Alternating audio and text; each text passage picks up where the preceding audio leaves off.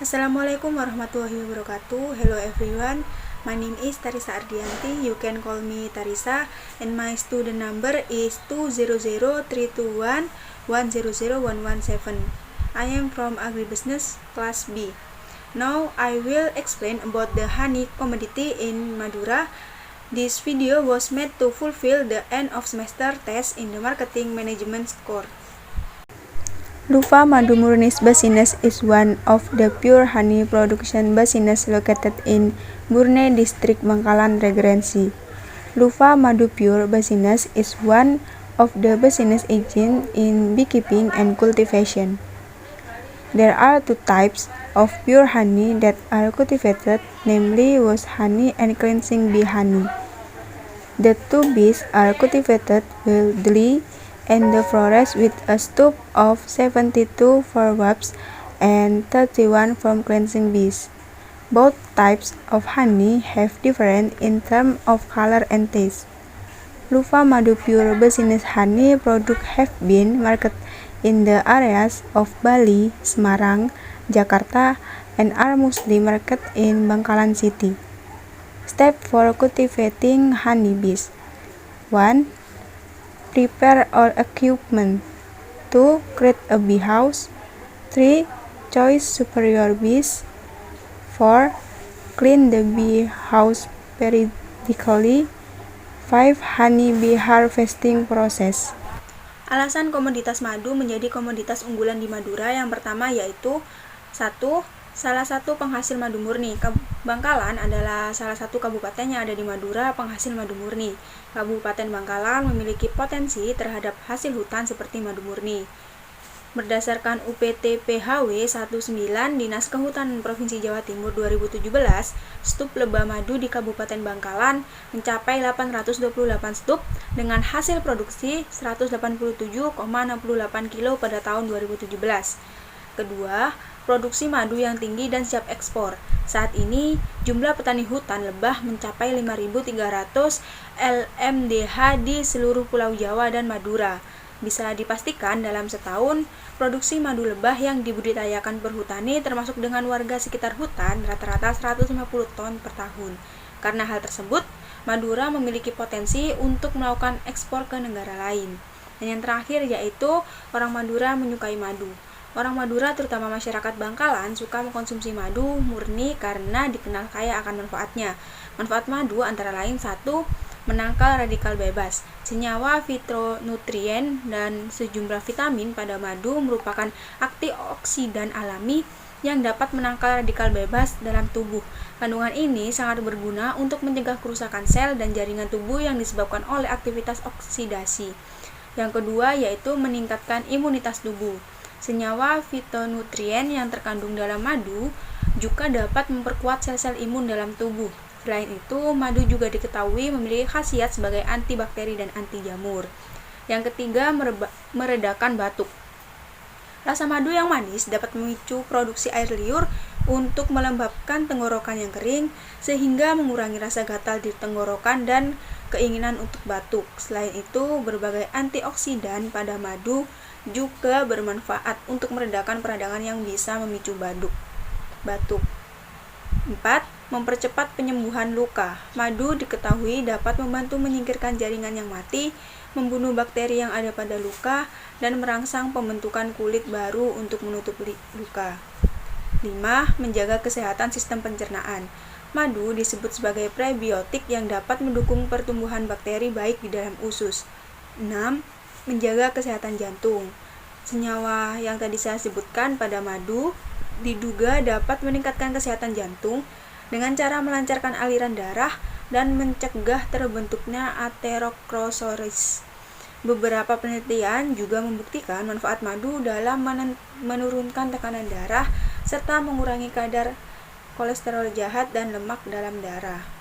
Selanjutnya yaitu preferensi konsumen. Secara singkatnya, preferensi konsumen adalah pilihan suka atau tidak suka konsumen terhadap suatu produk yang dikonsumsi.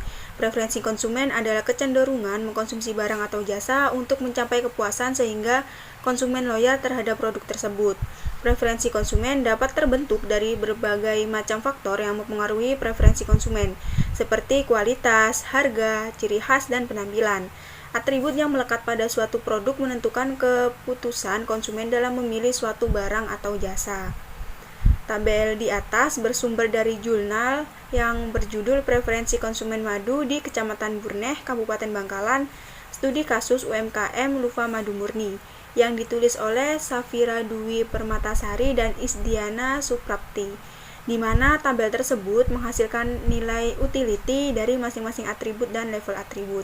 Atribut jenis memiliki dua level atribut, di mana level atribut madu lebah tawon lebih banyak disukai dengan nilai sebesar 0,123 dibandingkan dengan level atribut lebah kelanceng sebesar minus 0,123. Dapat disimpulkan bahwa konsumen lebih menyukai madu murni berjenis lebah tawon daripada lebah kelanceng. Selanjutnya yaitu atribut asal produksi memiliki dua level atribut, yaitu hutan dan ternakan. Level atribut hutan lebih disukai konsumen dengan besaran nilai 0,077 dibandingkan dengan ternakan sebesar minus 0,077. Hal ini dapat dikatakan bahwa madu yang asal produksinya murni dari hutan lebih disukai oleh konsumen. Atribut rasa juga mempunyai dua level atribut, yaitu manis, asam, dan manis. Level atribut manis lebih besar nilainya sebesar 0,248 dibandingkan dengan level atribut manis asam sebesar minus 0,248. Artinya madu dengan rasa manis lebih disukai oleh konsumen. Madu murni dengan rasa yang manis dinilai oleh konsumen lebih enak dikonsumsi dibandingkan dengan madu yang rasanya manis asam. Atribut warna mempunyai dua level atribut, di mana level tersebut kuning lebih disukai oleh konsumen dibandingkan level atribut merah kecoklatan. Level atribut kuning memiliki nilai sebesar 0,164, sedangkan level atribut merah kecoklatan memiliki nilai sebesar minus 0,164. Level atribut kuning nilainya lebih besar dibandingkan level atribut merah kecoklatan. Hal ini menunjukkan bahwa konsumen lebih menyukai madu berwarna kuning, yang berarti madu yang tergolong masih madu muda.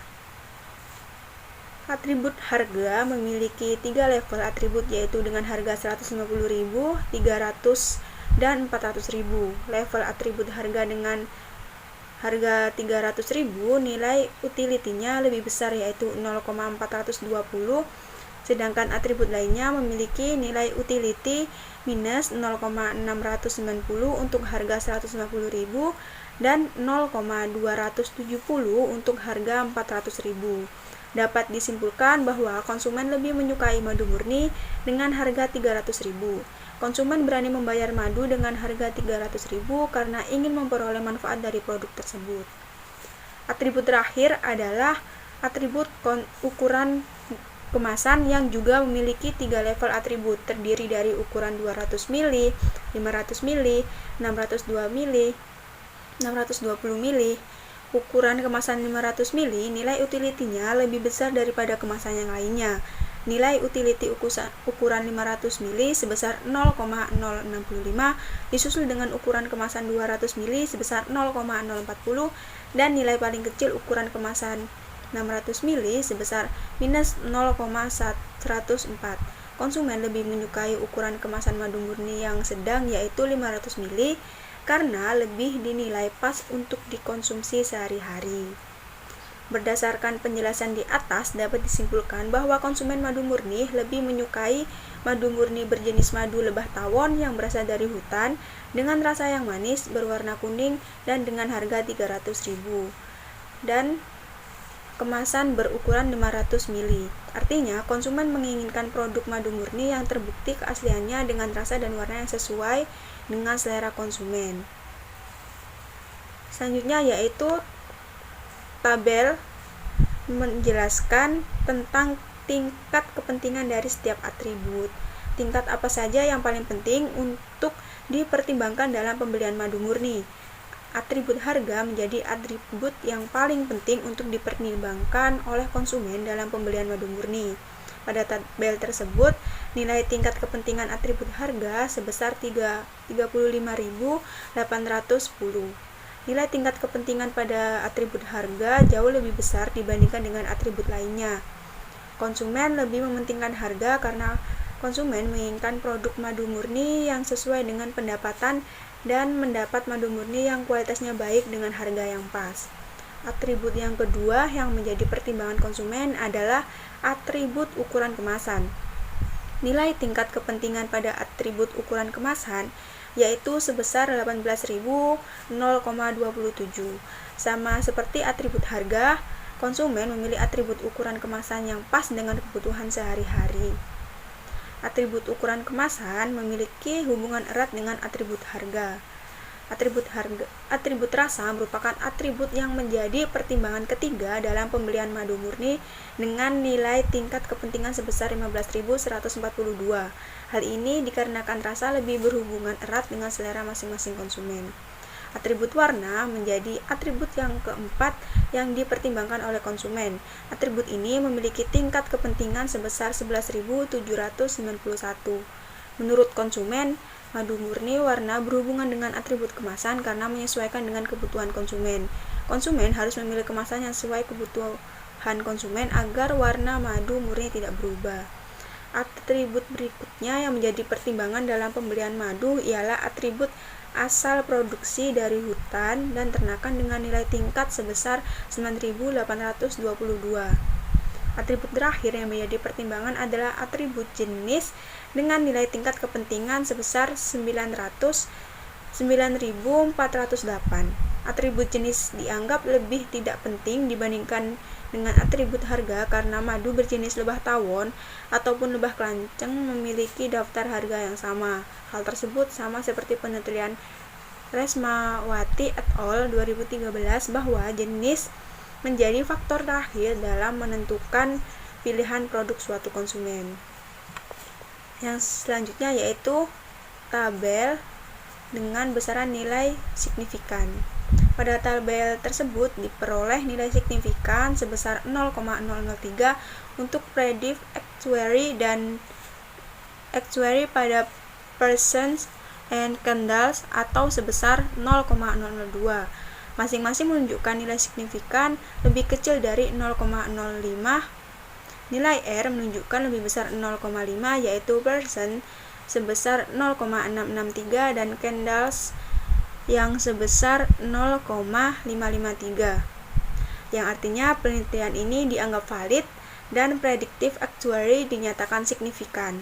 Dapat dikatakan bahwa keenam atribut yang menghasilkan 16 kombinasi preferensi madu dapat diterima untuk menggambarkan keinginan konsumen dalam membeli madu murni di Kecamatan Burneh, Kabupaten Bangkalan. Selanjutnya yaitu customer value. Customer value adalah tingkat kepuasan yang didapat konsumen dari membeli sebuah produk atau layanan yang sesuai dengan harganya. Kepuasan dapat diukur dengan faktor harga, ukuran, dan rasa. Dan hasil perhitungan dari analisis IPA konsumen di Kabupaten Bangkalan sebanyak 78,2%, sehingga dapat disimpulkan bahwa kepuasan konsumen di Kabupaten Bangkalan terhadap komoditas madu cukup luas. Selanjutnya yaitu selling skill dan personal selling. Selling skill adalah kemampuan yang dimiliki oleh seseorang untuk menjual produk, baik itu berupa barang ataupun jasa, di mana dalam melakukan promosi pada komoditas madu sehingga konsumen mengetahui bahwa madu memiliki banyak jenis seperti madu kelanceng dan madu hutan. Selling skill yang dibutuhkan dalam melakukan promosi komoditas madu antara lain 1. Memahami produk yang baik.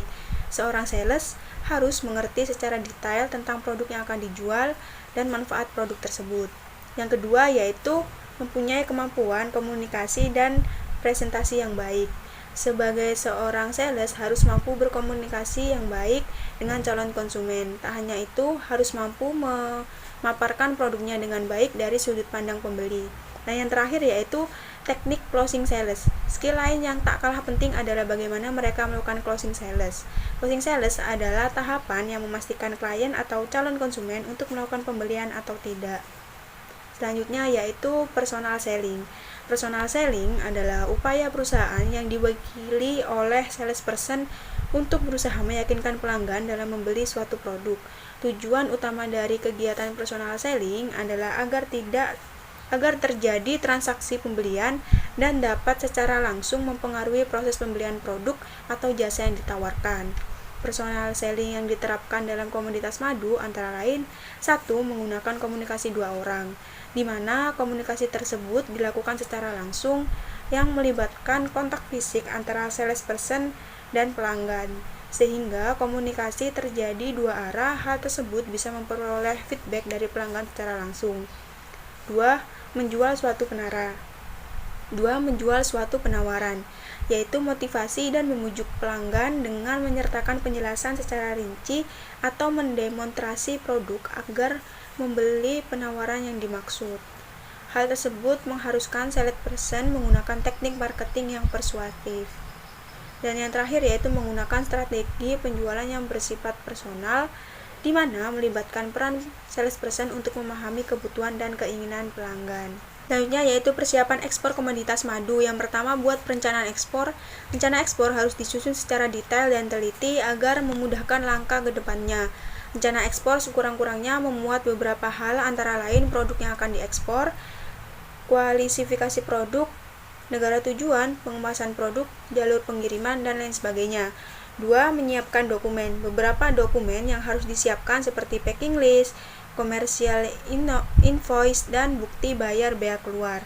Yang terakhir yaitu memperbaiki proses produksi. Sebelum melakukan ekspor, seharusnya suatu usaha memperbaiki proses produksinya.